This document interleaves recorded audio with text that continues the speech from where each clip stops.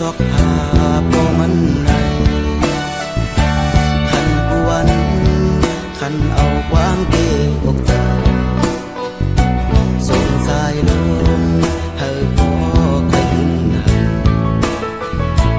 ลูกตายก็บ่มียังต้องรอนางลาวมุนยานก็บ่มาไกลที่ห้องความย้อนภาพสายลมสีที่อังอ่านที่ปอกมือจูหาห่มเงาที่การเห็นมือจูปอหาดก่อนลูกตาอยู่ที่ละเพียวไว้ที่เมืองละเจอลูกตาถึงคุกคนวนหาลูกตายปอคือที่ลืมที่คืนเมื่อจูหาสั่งลูกตา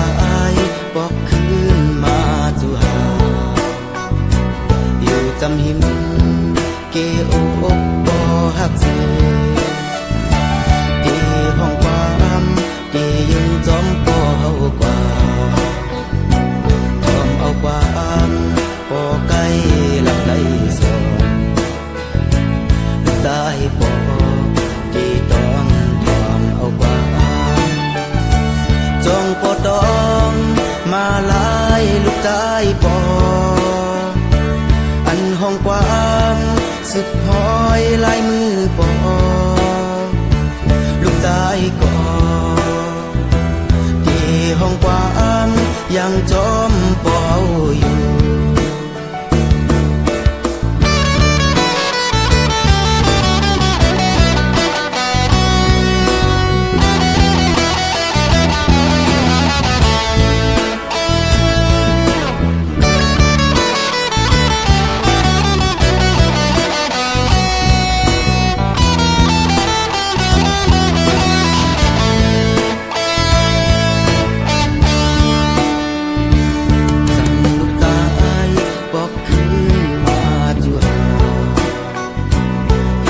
จำหินเกอกบ่หักเสียที่ห้องความที่ยังจอมปอเฮากว่าทอมเอาความปอไก่ลำไก่สอนลูกตายปอที่ต้องทอมเอาความจองปอดอง